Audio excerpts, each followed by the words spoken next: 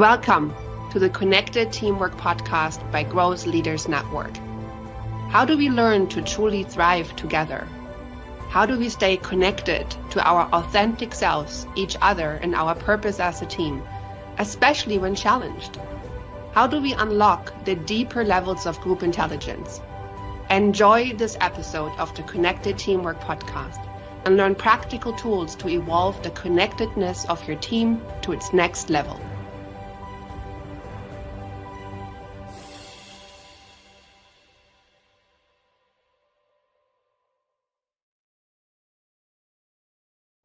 Welcome to Connected Teamwork Podcast number 66, where we help teams and leaders connect more deeply to themselves and each other. I'm your host, Hilke Faber. I'm here together with my co-host, Carson Heddy. Carson, how are you today? Hilke, I'm wonderful, and I'm always good when I'm with you. Well, that's very similar to me. I am going to introduce our practice for today, which is Connected Teamwork Practice number 5, which is be humble. Challenge your stories, let go of judgment and assumptions, forgive. And as I was reflecting on this practice today, I was thinking how important this practice is for me and how important this practice also might be in our world in 2025 as we live. A quick reflection on this practice is when I'm in judgment, my mind becomes very square, aggressive. There's no flow. It becomes rigid. I almost liken it to thinking that the earth is flat. I don't see the other person anymore. I see just my judgment. I disagree with you on this. And that's all I can see. I can see that I disagree with you or that I think you are fill in the blank, usually not so great. And the earth's not flat. The earth's round. And the other person I'm working with is a whole human being. And my little micro projection of judgment tends to forget that and just sees this person as the earth is flat. I don't see the roundness. Carson, how do you relate to judgment and letting go of those? Oh, but Hilke, when people believed the earth was flat, they were adamant that it was flat. I think it's important to prioritize curiosity over control when I think about being humble.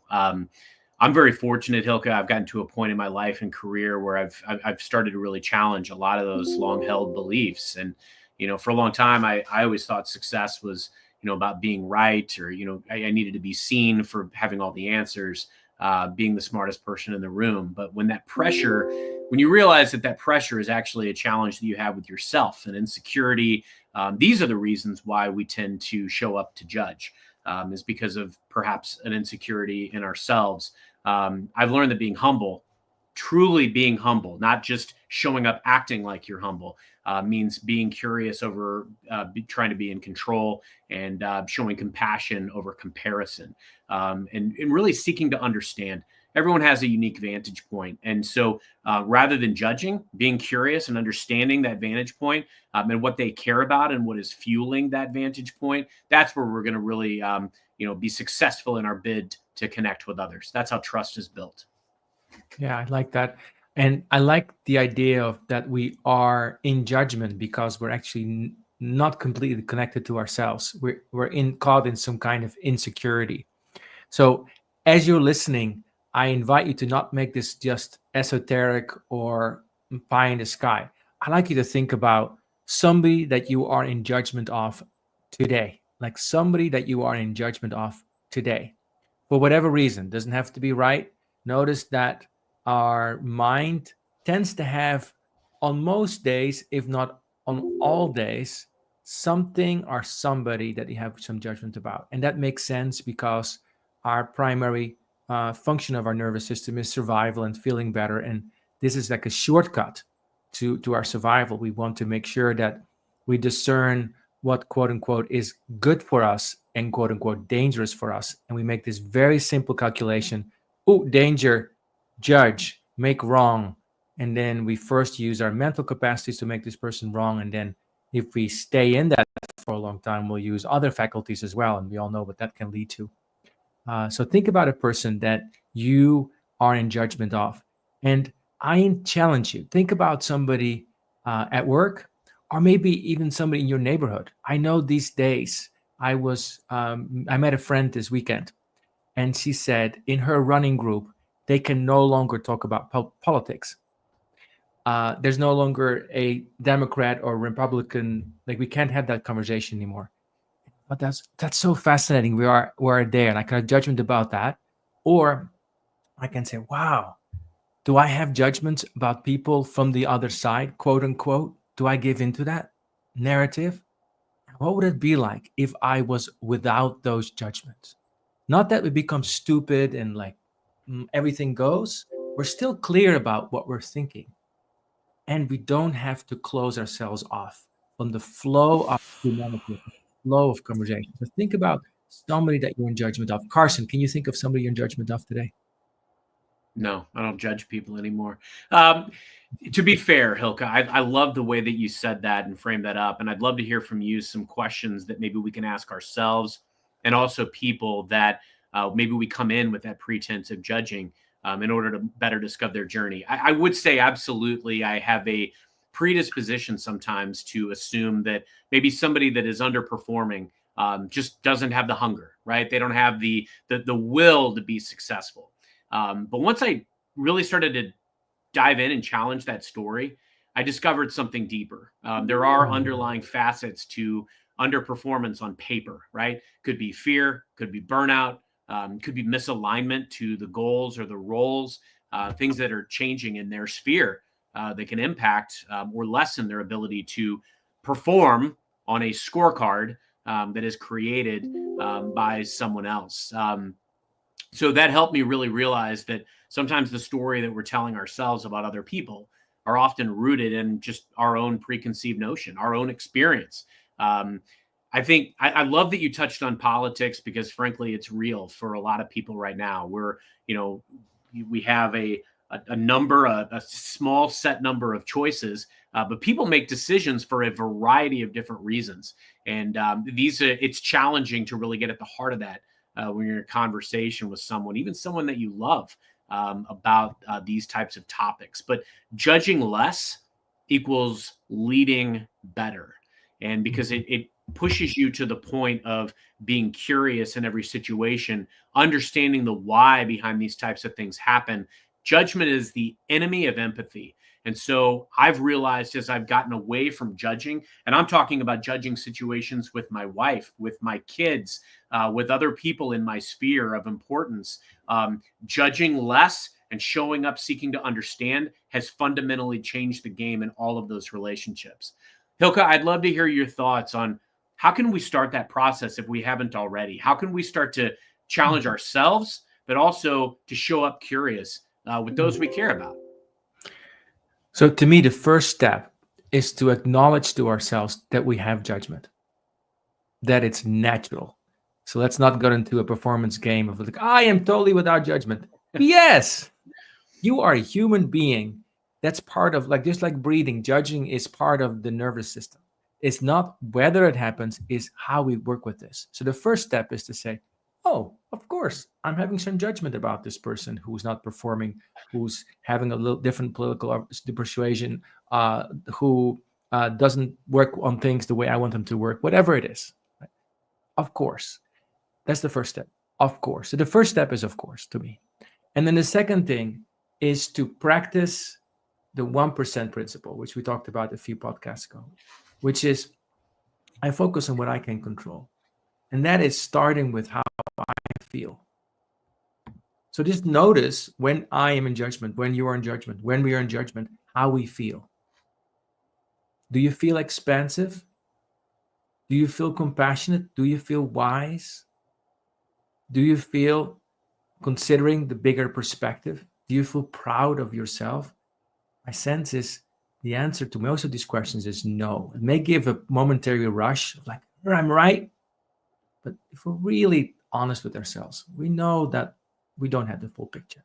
So being honest about how we feel. It's like we probably feel anxious, angry, impatient. All these things that we tell our kids not to be. Like we don't want to be. Right? And we're there. So just acknowledge our feelings.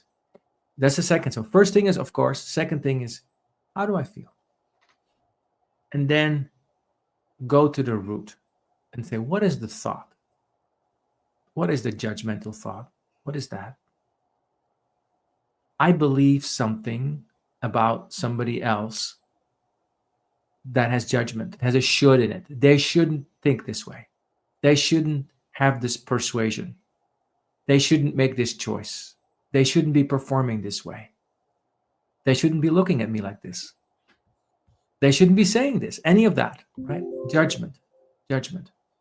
And then I can ask myself, is it true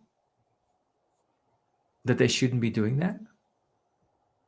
Well, that makes me like the director of the universe if I think that's true, right? So, like, no, it's not true. We don't know for sure it's true. So just a simple question, is this true, gets me out of the maelstrom of my judgment. So very simple. Of course, feel my feelings, go to the root of it, and just loosen my attachment.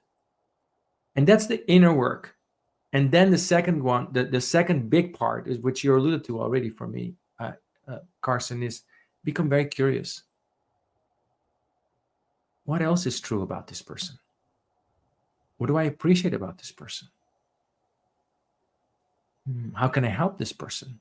Appreciative questions, appreciative curiosity. I'm giving you a quick example, and then I'll ask you as well. Think about I think about a person that I judge, and if I think about her in judgment, I just see this flat earth, single-dimensional person that's wrong. I feel indignant, righteous. I go to the thought, is it true that she shouldn't be this way? No. Do I even know that she's this way? No. Is that the whole story? No. What's a different perspective? And I become curious. And I do see that this person does things and thinks things, at least from the way I've heard her express it to me, that I don't agree with. But disagreement doesn't mean that I will stop caring or accepting or loving this person. So I come back to what I think is most essential in any relationship, in team, family, or whatever we are, neighborhood, is to stay grounded in this place of unconditional presence and, dare I say, love. If I'm not there, I've lost the plot, right? I'm out of love, I'm out of acceptance, I lost the plot. And people will feel that. And so when I'm back there, then I can have a conversation. And when I get really honest, I realized that why I was so judgmental is because I'm afraid of her perspective. Let me sit with that. Carson, what comes up for you as you think about this? It's really powerful. I've done a lot of study, over the last couple of years as I've reached a point in my life and in my career of reflection. And, I've achieved a lot, but sometimes because we're so steadily chasing dopamine hits and what we deem as success or achievement, it can leave you empty. And, it's important to do the work of understanding secure attachment within relationships, which I'm doing within my, my own family, all the way to how I lead. My wife said something really poignant to me this past week. It was, one with little knowledge can only speculate. And this stuck with me because often we have very little knowledge of some of the things that we purport to have a lot of knowledge of. And this could include people that we show up judging by default. I had to really start to analyze, am I judging this person because of something that they've actually done or said? And if so, what is that? And why am I judging that behavior or that activity? And often these things can be, their cry for help or their expression of pain or anxiety, to your point, Hilke, these things that they're going through.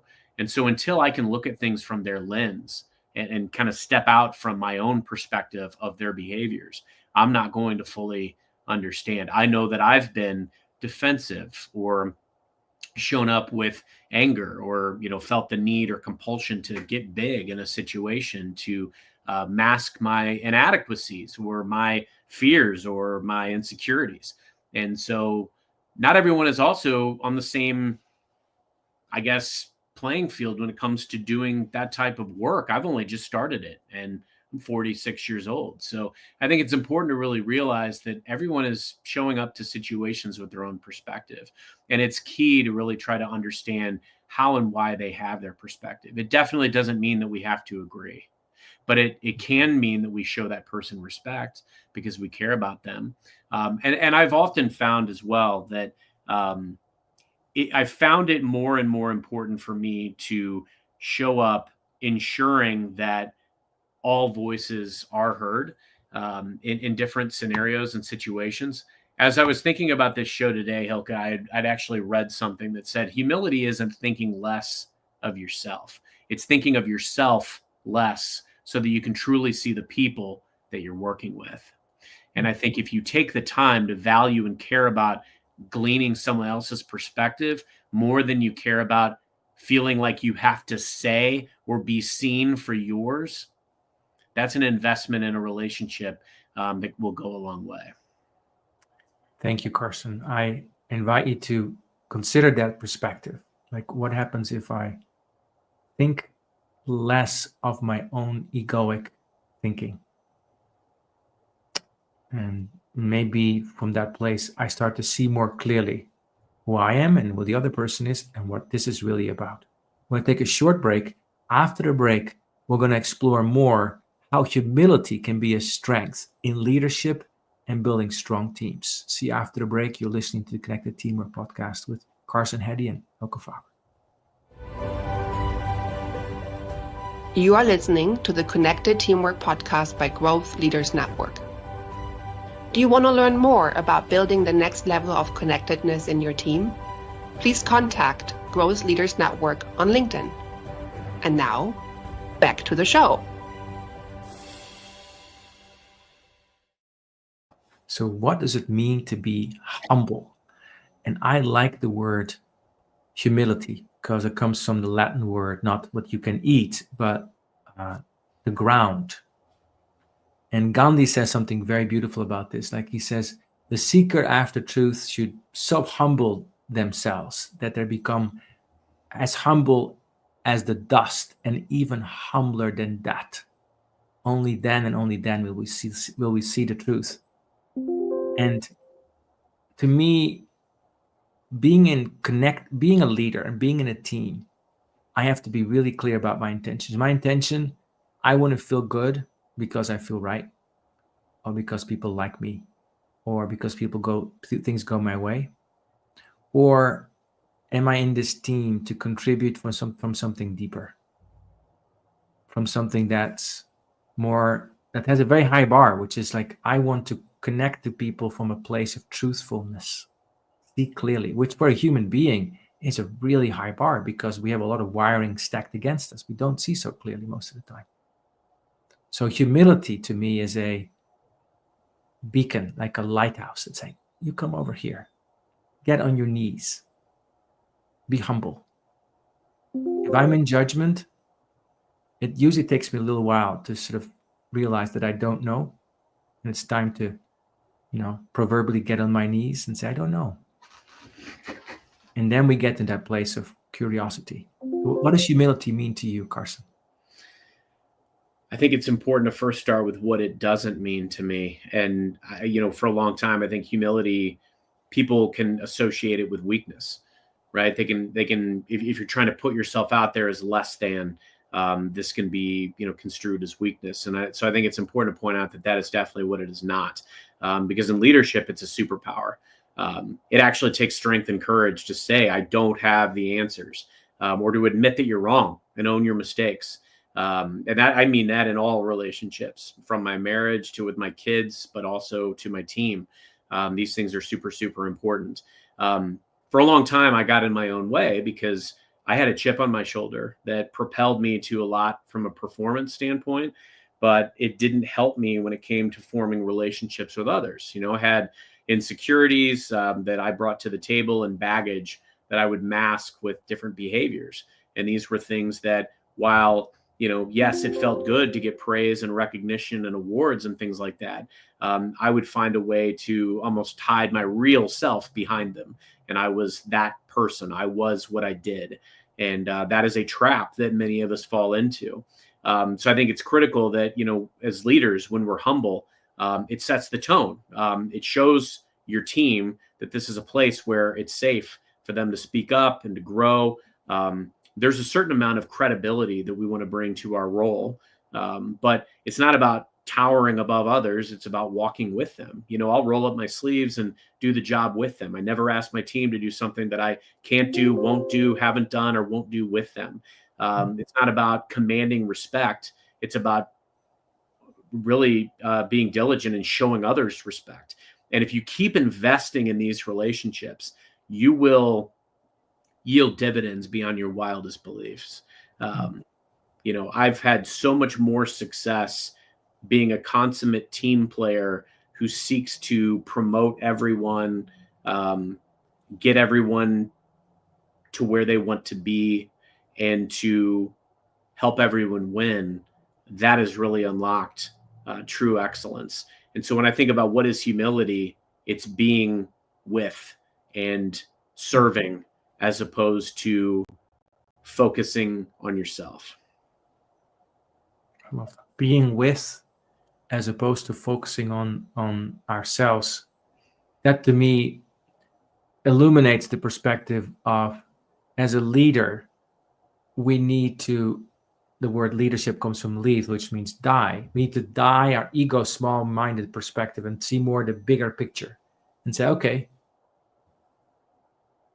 what is needed here? What are you really saying? Even if I disagree with you, how can I stay, quote unquote, on the same side of the table and not polarize? How can I get underneath what you're saying? What do you mean? Tell me more about that. The other thing that bigger perspective as a leader shows me is like my job as a leader, and everybody's a leader in the team, to say, what is the bigger perspective? What's the bigger goal? What's the bigger context? And then how do we make progress? So, like, for example, with this person that I have a disagreement with, that I talked about earlier, if it just becomes about finishing off our disagreement, we're not moving towards our goal anymore. But we have a beautiful goal together of creating more connectedness in teams in the world. And that's the bigger goal. So that's our disagreement is a wrinkle in the ocean of what we're doing. So now the question is not to spiritually bypass disagreement and say, oh, there's no disagreement, no disagreement, it's all fine. No, to be able to sit with this person in the disagreement and to realize that I don't know yet, and this is for me very scary, that I don't know yet how our disagreement is going to resolve.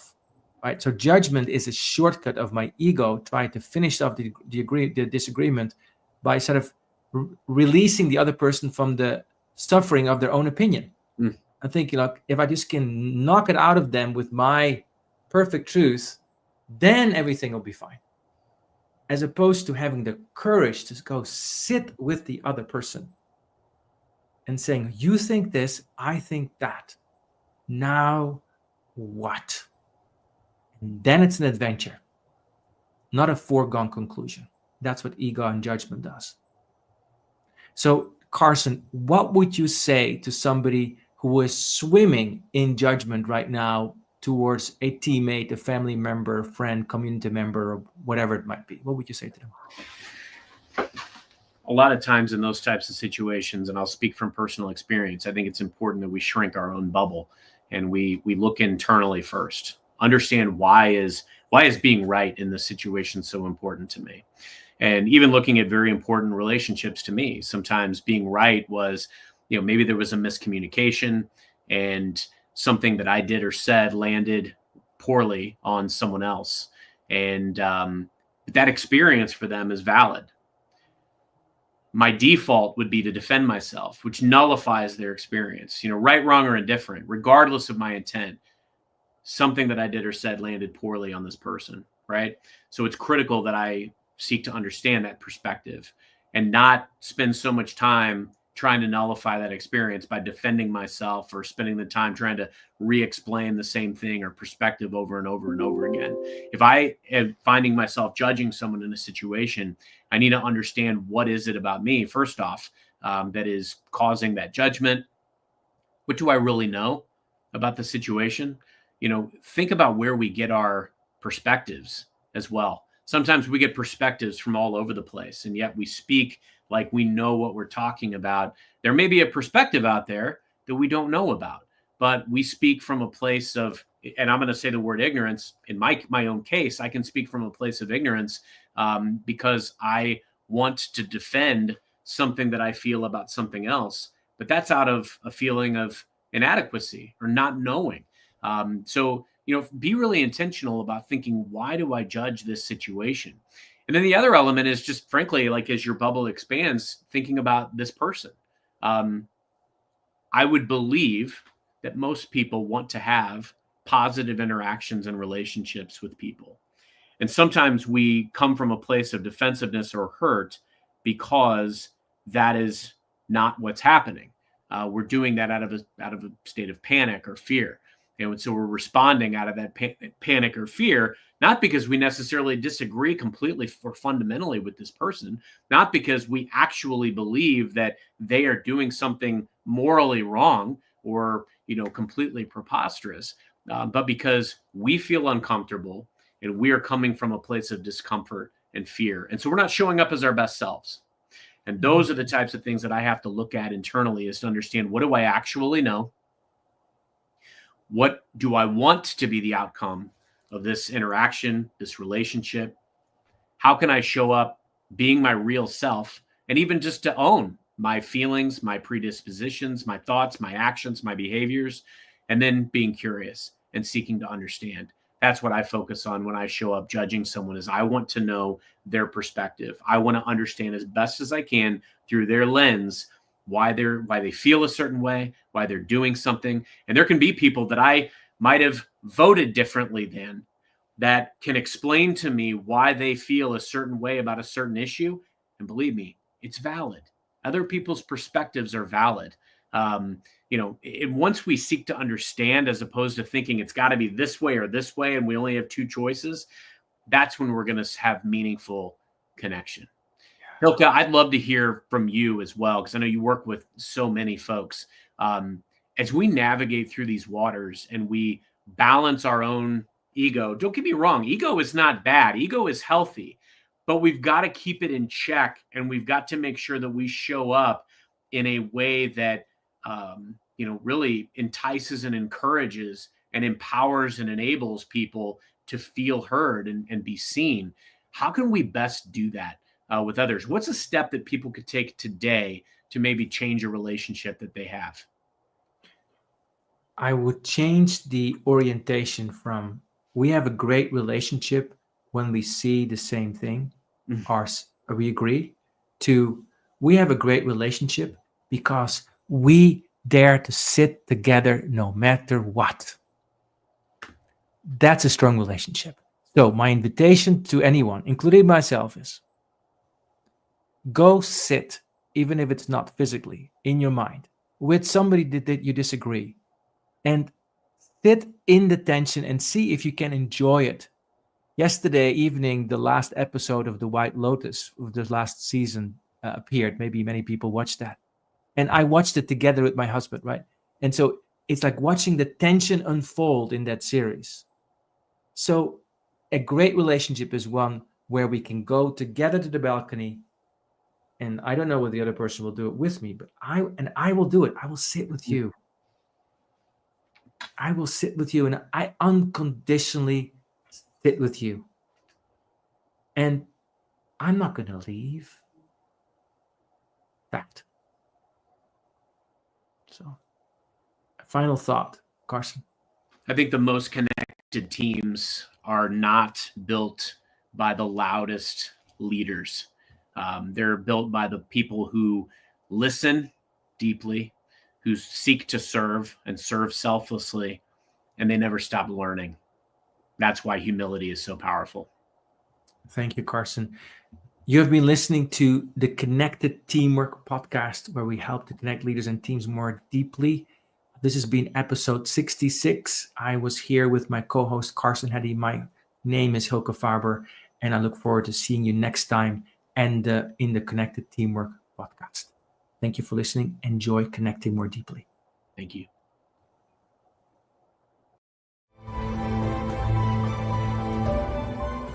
Thank you for listening to the Connected Teamwork podcast by Growth Leaders Network.